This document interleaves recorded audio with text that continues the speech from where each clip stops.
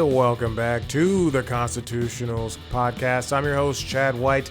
If you didn't know, this is the premiere podcast for the website cpluscomedy.com. Like I just said, it's a website. Go there. Welcome back in. Here we are in episode 353. I pray that is true. I don't know if that's true or not. Here we go. Hey, listen. The thing is, we're here. It is Friday night. People are out having a good time with their buddies. I'm peeking. I have to turn this down.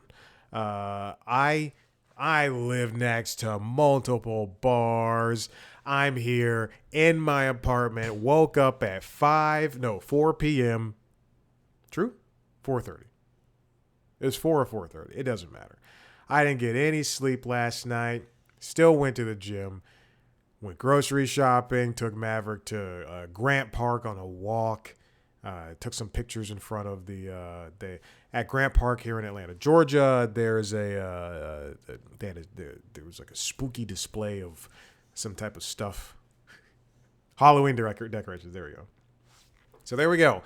And then I came home and I had some lunch from Little Tart Bake Shop, and then I decided, okay, I'm going to watch some Law & Order. And then I took a nap because I needed the nap. And then I think it was like 2:30. Then I woke up at like 4:30 or 5, something like that. It is now 6:52. I recorded. Then I spent spent like 30 minutes writing jokes for Late Night Lately because I'm doing a monologue again. And let me tell you, these are the best jokes I've written. I'm not kidding. If you go listen to Late Night Lately, episode 75, these are the best friggin' jokes I've written. And oh boy, I was so excited to deliver. I even practiced. It's great. What else happened? I did not see a movie this week. I was going to see The Long Walk on Tuesday because I believed this week was the last week it was going to be at my local theater. And then I ended up not going. And then on Wednesday I was going to see The Smashing Machine, and then I thought I don't want to pay Dolby prices for that. I didn't want to pay even then it would have been like $15 or no, it'd have been 15. It'd been 15. I don't want to pay 15. I just didn't want to spend $15 to see a drama in Dolby Atmos. And that's what it is. It's going to be a drama, but I will see that movie, The Smashing Machine, maybe next week. This week I wanted to rewatch Ballerina, the John Wick spinoff, which I love. Go listen to the episode from a couple of months ago after I saw that movie. I love that movie. But it's on Stars. So I've exhausted, for some reason I went to Hulu to get the Stars add-on, the week trial. And it did not go through. The week trial did not work for me. And for some reason, I still have a Paramount trial on that. And I don't know if they're charging me, but maybe there's no money to be charged. So I don't know why it's still there. Anyway, so it wouldn't work on Hulu.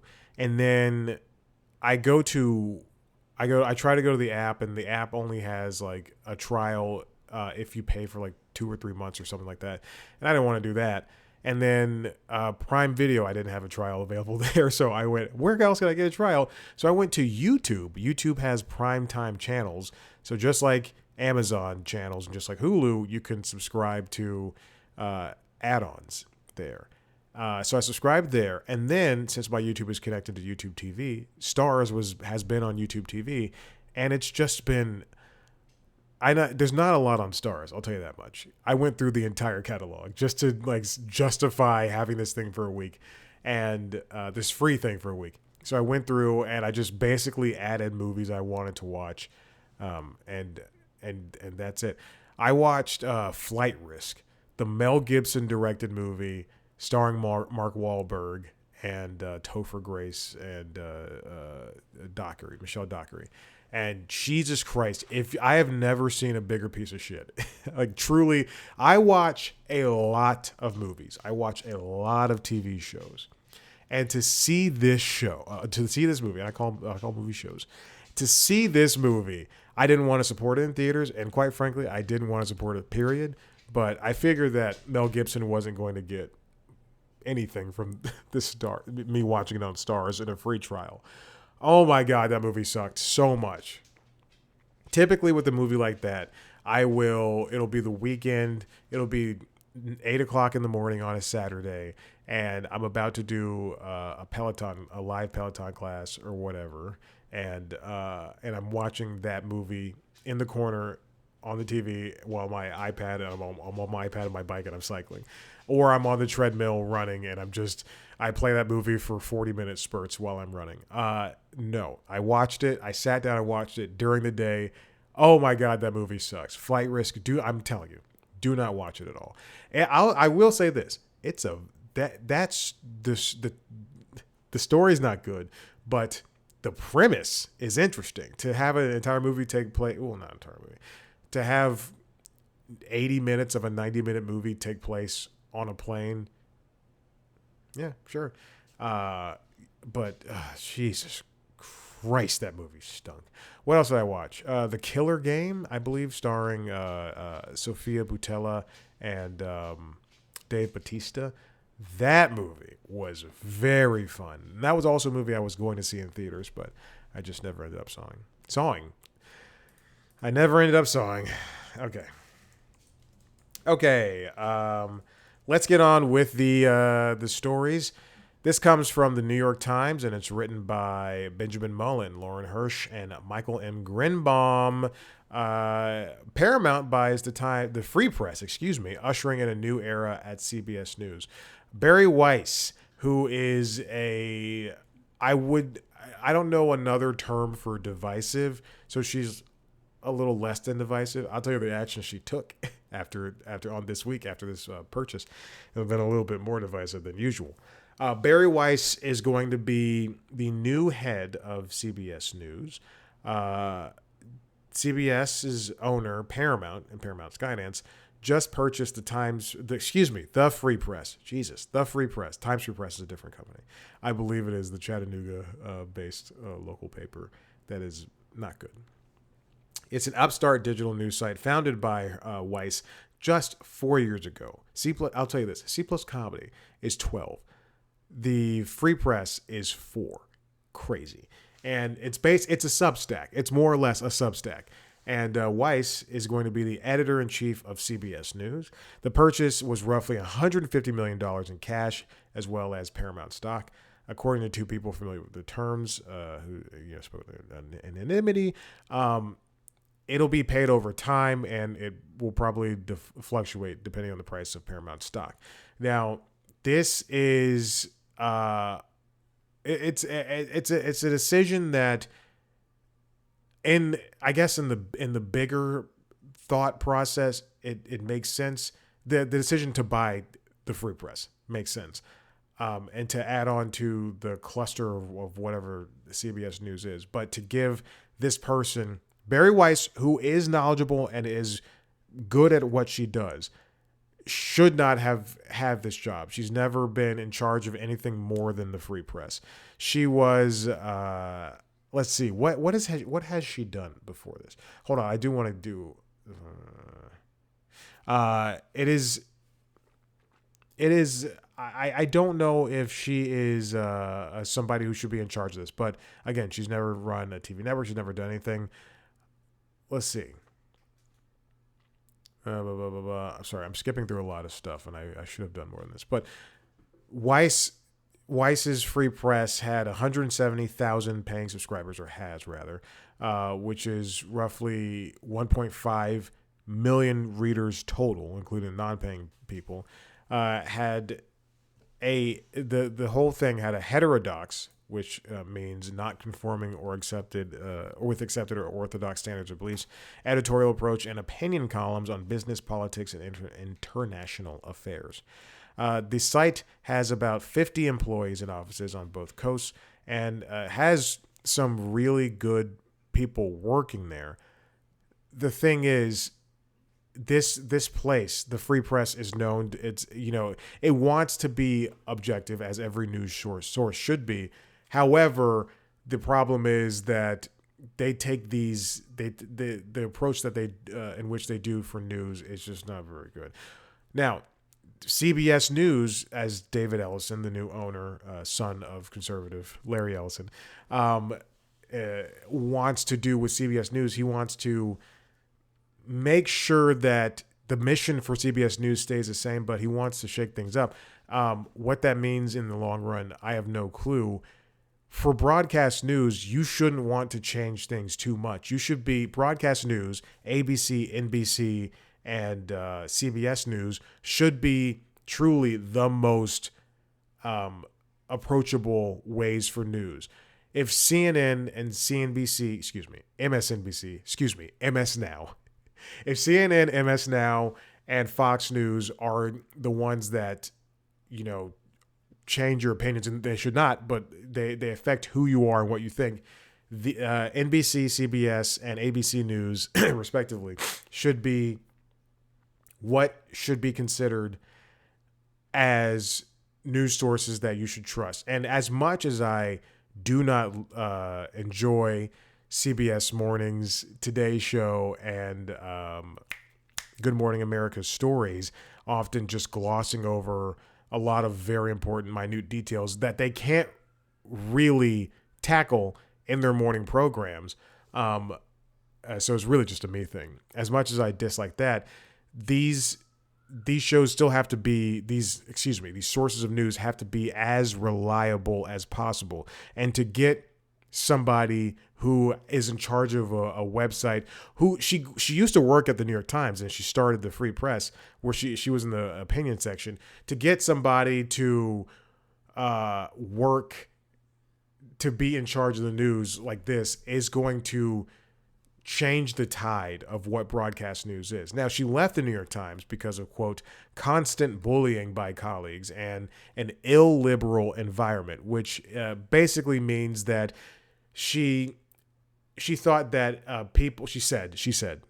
she said that the New York Times was a place where ideas were basically shut down, which I there's a lot of points I don't disagree. And there's been points where they post something from somebody like Tom Cotton, who will have something completely racist, and it just won't be correct. And then there are other times where the board will post something against Donald Trump, and so yeah, I mean, maybe there are moments where the New York Times can be for one side or the other, or just not follow up on things in the same way that it can happen on at any and most other news sources.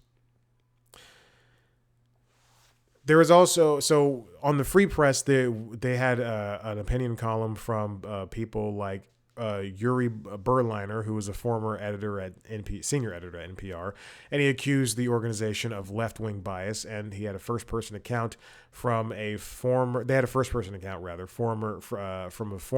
senior producer and correspondent of Now This, which is a news organization known for its viral social videos about the organization's environmental coverage. The Free Press has its critics within the news world, not just including people like me, but also people like Steve Inskeep, who hosts Morning Edition from NPR.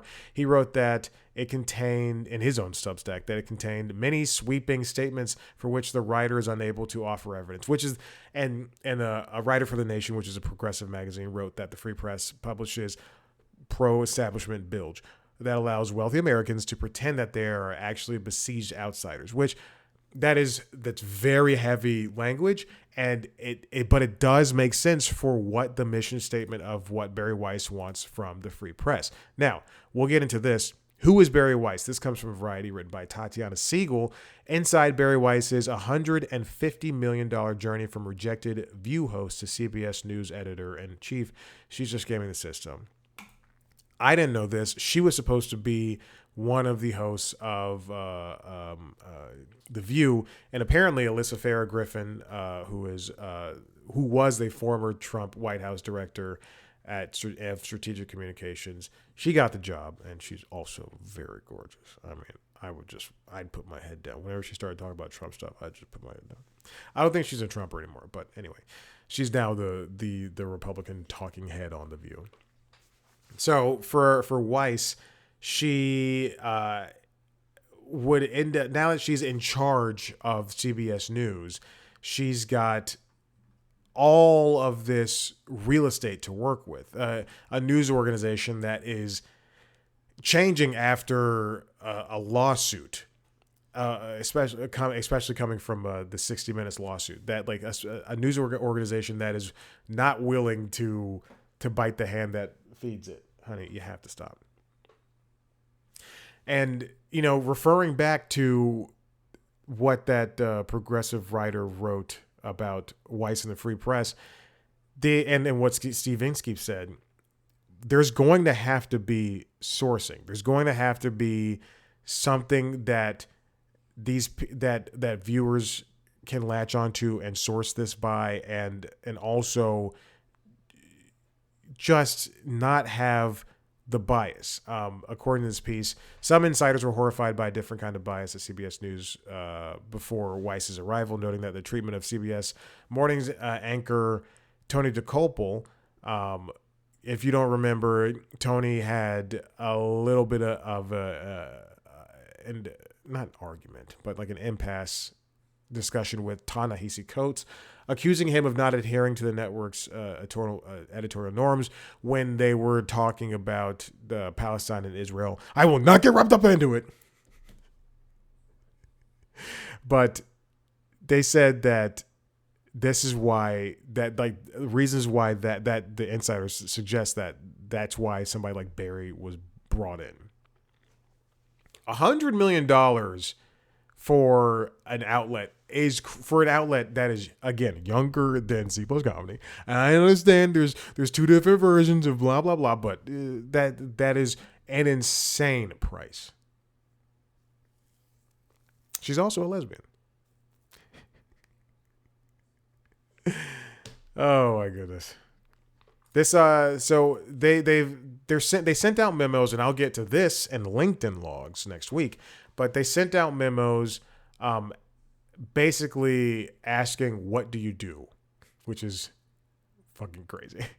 This comes from Variety, written by Brian Steinberg. Paramount bets digital provocateur Bari Weiss can re-energize CBS. Now, they sent out a couple of memos asking, what do you do in a week? But also, when they announced Bari coming in as the editor-in-chief of CBS News, this is from October 6th, she wrote that she's thrilled and humbled to be writing to you as the new editor-in-chief. Her deep ties to CBS and all that stuff. And then she also wrote down some goals. My goal in the coming days and weeks is to get to know you. I want to hear from you about what's working, what isn't, and your thoughts on how we can make CBS News the most trusted news organization in America and the world. I'll approach it the way any reporter would, with an open mind, a fresh notebook, and an urgent deadline. When I was at CNN, this was more or less said, but it doesn't necessarily mean that they want your input. When I worked at a restaurant on Canton Street in Roswell, Georgia, I worked at a couple, but I worked at a restaurant. It was actually off Canton Street, and I don't remember what it was called. But anyway, the owner, most of the clientele were his friends. And you can't survive with just your friends coming in, and it'd be busy at times, and a lot of times it would not be busy. I would quit that job because I couldn't even pull $60 on a Saturday night.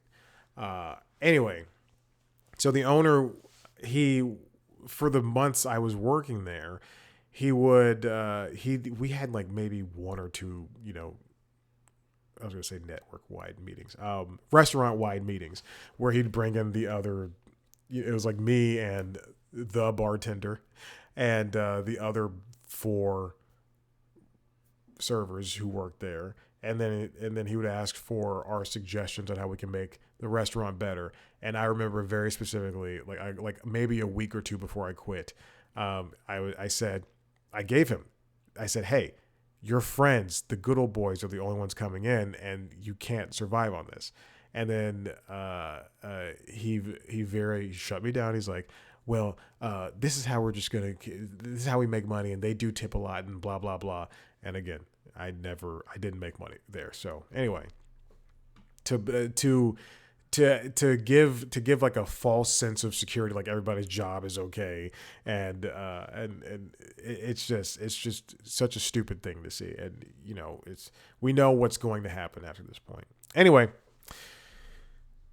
Weiss continues, what I can tell you on day one is that I stand for the same core journalistic values that that have defined this profession since the beginning, and I will continue to champion them alongside you. And she gave 10 values about journalism, I guess. Journalism, so I'll just read these out. Journalism that reports on the world as it actually is. Journalism that is fair, fearless, and factual. Journalism that respects our audience enough to tell the truth plainly wherever it leads. That makes sense of a noisy, confusing world. That explains things clearly without pretension or jargon. That holds both American political parties to equal scrutiny. You mean both big mainline ones? I think there's a couple. That embraces a wide spectrum of views and voices, so already defying 6, so that the audience can contend with the best arguments on all sides of debate. That rushes toward the most interesting and important stories regardless of their unpopularity. That uses all the tools of the digital era. That understands the best way to serve America is to endeavor to present the public with the facts first and foremost. So it seems like you're already defying what you want. But anyway, Dan Rather came out and said, if you know Dan Rather, he was probably the biggest newscaster on broadcast. Yeah, I would say that. I mean, in my eyes, he's one of the biggest newscasters on broadcast. He worked at CBS for 44 years. This comes from Alyssa Ray at The Wrap. Dan Rather rips into Bari Weiss deal, Skydance Paramount merger. American people will pay the price, and he is correct. When you have somebody who has a bent to the news, then we're already losing. We're going to lose what makes news, and that is objectivity. When David Zaslav appointed Mark Thompson in charge of CNN, and then when you let people go like Jim Acosta because they report the news and they go against your buddy, Donald J. Trump, then CNN. I have no hopes for CNN after this point. The same goes for CBS News when you hire Bari Weiss, somebody whose website does not do what news should do. I guess in today's day and age, it does exactly what it should do, and that is, as the Silicon Valley people say, move fast and break things. But even still, it's a Substack. It's a Substack. Which, oddly enough, he posted on his Substack. He called out Weiss's credentials, noting that CBS News was, quote unquote, not a reporter, and, quote, has never worked in television news, quote, or led a staff larger than a few dozen prior to the hire.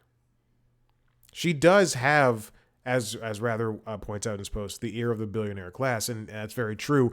She is somebody, I guarantee. I think this is a great show. I think these people are smart, but I do think that they are very disengaged from the regular person. Pivot. The Kara Swisher and Scott Galloway hosted podcast.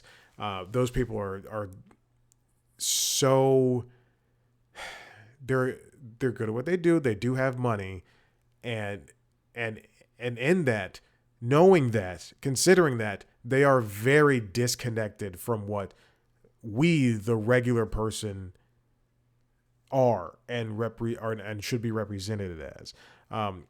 We can be on the same side of history all we want, but in the end, these are people who are just for the bottom dollar, and that's not really good for us. But will that be something, as Rather points out, that'll be a good thing for something like CBS News having the ear of the billionaire class. Tim Cook is somebody is a billionaire, but he's okay with Trump in the same way that Jeff Bezos is, in the same way that Elon Musk is. These people don't care about us. That's what's important. Rather continued, it's hard to believe Weiss will be an equitable steward of the storied news division in light of how the Ellisons acquired it, which was very guerrilla it was a very guerrilla tactic in how they acquired it. And if you remember, they basically settled a lawsuit with the 60 Minutes lawsuit. They basically canceled Colbert. It's come on. That deal and the hiring of Weiss signals to everyone, especially to the man in the Oval Office, that CBS is no longer independent. Very true.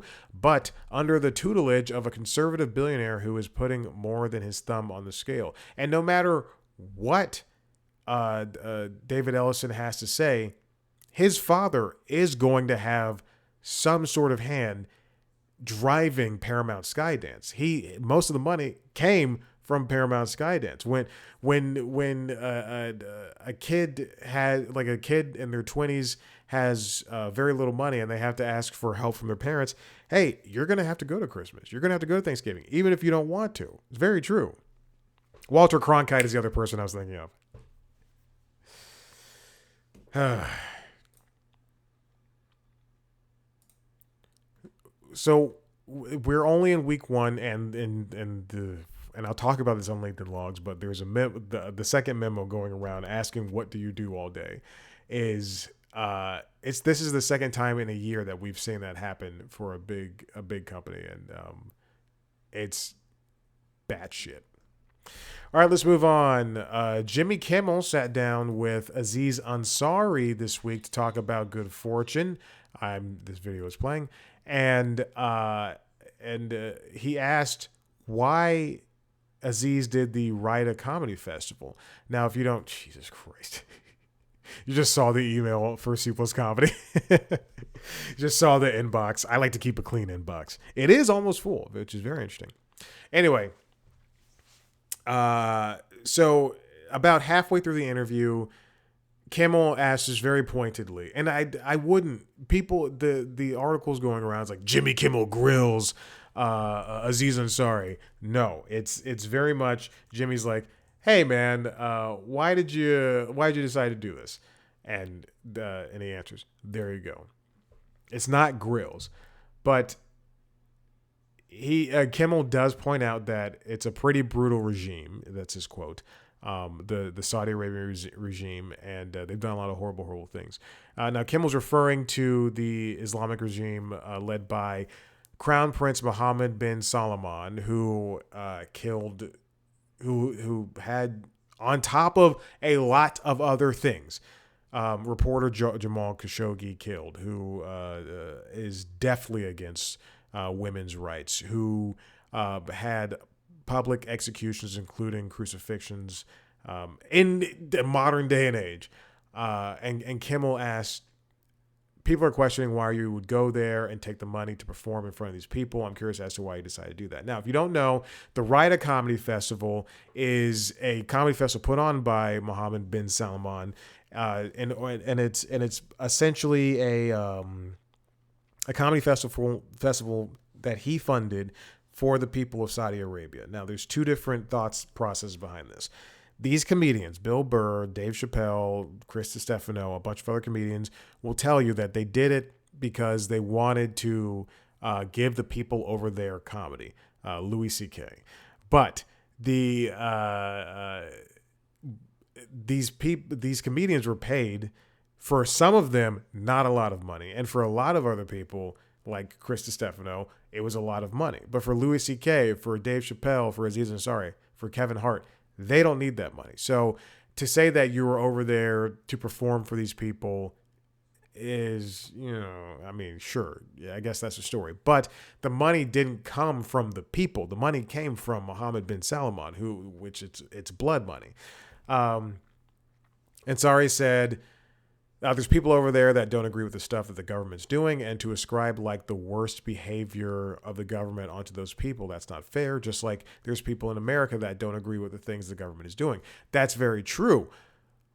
But they have done a lot of bad things over there that go against what humanity has been for the past hundreds of years, hundreds and hundreds of years, for the past hundred years.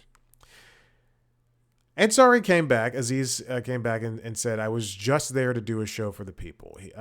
Whenever there's repressive societies like this, they try to keep things out, whether it's rock and roll music or blue jeans, because it makes people curious about outside ideas, outside values. And this is a very young country. Like half of the country is under the age of 25, and things can really change, excuse me. And to me, a comedy festival felt like something that's pushing things to be more open and to push a dialogue. What's interesting is that comedians like Atsuko Okasaka posted the contract that said you couldn't speak out against the regime. You couldn't say certain things. Anyway, Aziz would basically go on to say that he's donating his money to Reporters Without Borders, the money that he earned from this festival, which I believe could only come up to about 1.6 million. You might hear Maverick barking. He is sleeping and he's having a... Maverick, it's all right, buddy. He's having a dream. Anyway, comedian paydays ranged from mid six figures up to $1.6 million for one show, sources told Variety. Now, what's interesting is that Aziz said he's donating his money, and according to Reporters Without Borders, this comes from Ethan Shanfield from Variety. Human Rights Watch cannot accept donations from Aziz Ansari and other comedians who performed at the Rida Comedy Festival. They don't want to do it. They don't want to take it because the money is blood money. A spokesperson for Human Rights Watch said the organization cannot accept donations from Ansari and other comedians who have generously offered to donate part of their performance fees. Jessica Kirsten said, who is a lesbian and a woman, said that she was going to donate her funds as well. This comes from the Hollywood Reporter, Chris Gardner.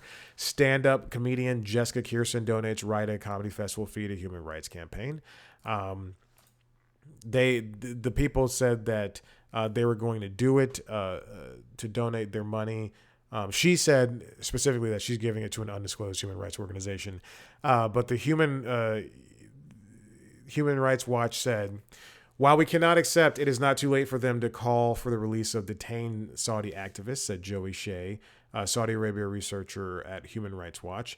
She added, Human Rights Watch didn't call for comedians to boycott the Rida Comedy Festival, but simply asked them to express their support for free speech by urging the release of Saudi activists unjustly imprisoned. People were killed for small drug offenses over there. So to say that you're doing this for the people is, quite frankly, a little selfish to pretend that you are one of... I'm sorry, I have breaking news. It's crazy. Oh, no, that's not breaking news. It's something about Bill Belichick. Anyway, it is to say that you're doing it for the people is you're trying to make yourself seem like you are the God, you're trying to make yourself seem like you are the better person for doing it. This is a problem I have with comedians and people in the media in general. In the media, I don't want to be one of those people. This is what a problem I have with comedians and people with platforms in general, in that they think that they are these pariahs, these messiahs sent from the heavens above and speaking truth to power, and they're philosophers. And no, you're not. You're somebody who happens to be funnier than someone else. You are not this. And this is a problem I have with, us as viewers, at all sizes of viewers. Somebody like Gayle King, who says, I can't wait to see what Dave Chappelle and Bill Burr have to say on SNL because they're going to host this weekend. I can't wait to see this. I can't wait to see that. It doesn't matter because something big happened in the news. It doesn't matter what these people have to say. They do not speak for us. They do not speak for you. As much as I hate Fox News, and I do not like the people that watch Fox News religiously, there's some Fox News viewers who probably don't view with Ducey and Jesse and Kilimanjaro and the rest of those fuckwads over there. Because there's people on CNN that I don't agree with. There's people on MS Now that I do not agree with. So MS Now is so fucking stupid. What a dumb name. So to believe that Louis C.K. and Bill Burr and Dave Chappelle are people that speak for us is completely insane and stupid and asinine. Now, Bill Burr, this comes from Chris Gardner over at the Hollywood Reporter, defended his going over there. Bill Burr fires back at critics of his Ryder Comedy Festival appearance. Sacrimonious, you know what the C word is. It's cunts. He sat down for an interview that is, again, if you subscribe to SiriusXM Podcast Plus, it's out right now, but it'll be out next week on Monday. He sat down with Conan O'Brien, who I thought would be better than this, to discuss for a live show at Hollywood's Fonda Theater to discuss his reasoning for going over there. And he brought it up almost immediately. Now, let's see. Hold on. He said the Royals loved the show. Everyone was happy. The people that were doing the festival were thrilled. The comedians that I've been talking to are saying, dude, you can feel the audience wanted it. They wanted to see real stand-up comedy. It was a mind-blowing experience. Definitely top 3 experiences I've had. I think it's going to lead to a lot of positive things. Now, other people that appeared on the show, besides Dave Chappelle, Louis C.K., Kevin Hart, and Bill Burr and Aziz, included Pete Davidson, Whitney Cummings, Andrew Scholes, Jim Jeffries, Joe Coy, Sebastian Maniscalco, Mark Norman, Tom Segura, Bobby Lee, Jeff Ross, and a few others. The thing is, you hear some of those names, you expect someone like Whitney Cummings to go over there, and I mean maybe even Jim Jeffries and Tom Segura, but you hear some of these names and you go, why are you there? Why is Sebastian Maniscalco going over there? And why is Kevin Hart going over there? You tour the world, you do stadiums, you do these giant places. Why do that? But then you hear, Mark Normand and Bobby Lee, Joe Coy even. And I think, why? Why are you doing this? Like, you don't need, like, you're doing it for the money, but why? Like, truly.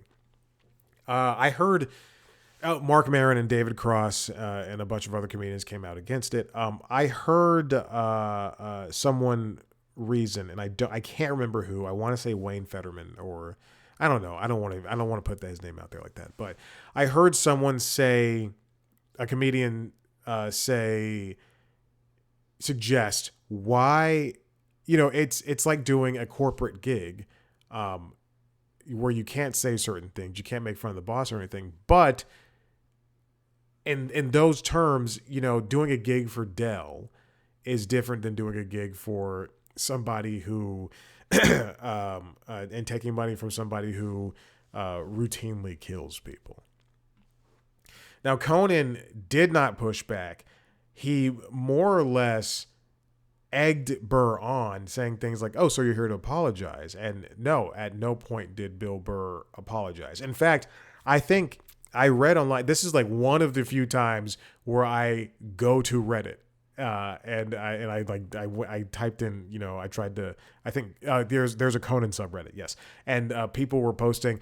I went to that live show. People walked out. We did not enjoy it. It was not fun, and I'm really disappointed in Burr and in Conan, and in some facets, yeah, I am. But this is what I've been talking about. We shouldn't put these people on this pedestal of having of speaking our thoughts and being the ones who are the what is it, the microphones for who we are. Burr said, I really don't give a fuck, Conan, and if it affects my career, I've been to LAX enough of my life. I'll fucking sit at home for a little bit. I will actually tell you LAX is slightly sadder than Saudi Arabia. Again, the show is out on SiriusXM Podcast right now, or you can wait a couple of days and listen to it. But just the defense here is textbook Bill Burr, but it does not make him look any better. If like him defending, making fun of regular people, that's fun and enjoyable. But man, I can't see this. This is going to be like a gray, like not a gray era. This is going to be a mark on, and it should be a mark on all of these comedians' career. This should be something that is noted in the Wikipedias. This should be like, when I see on the Red Hot Chili Peppers Wikipedia, when I was getting into them, and I go to Wikipedia and I see sexual assaults, I go, oh, Jesus Christ. That should be in the back of my head every single time I listen to a Red Hot Chili Peppers song. And it is. And then everybody, but I think everybody has their own line. There's people that still listen to Chris Brown. There's people that don't care what Louis did. Even though that those are reprehensible things that they did, there's people that just that can separate it, and there's people that can't separate it. I'm one of those people that cannot separate it. I still have a hard time listening to Michael Jackson songs, and when I'm listening to Sirius XM in my car, and I'm on 80s on 8 or 90s on 9, and a Michael Jackson song pops up, I go, I can't put this out of my head. Can't put what he did out of my head. Interesting. Listen, if you like what you heard here, head to the website cpluscomedy.com, where you can see basically everything I've ever done. If you want to see a video version of this show, go to youtube.com/cpluscomedy, where you can see video versions of the other podcasts, Late Night Lately, the Late Night Show, and LinkedIn Logs, the Jobs podcast, as well as the interviews, which is where I interview famous people. You can subscribe to those shows wherever you get your podcasts. Please do. Follow us on social media at @C+Comedy on Instagram, TikTok, and Blue Sky. Follow me on those platforms at Chad Blackwhite. Thank you so much for listening. We'll see you next time. All right, this is the end. I almost came up to it, to the part where it's going to explode. Bye.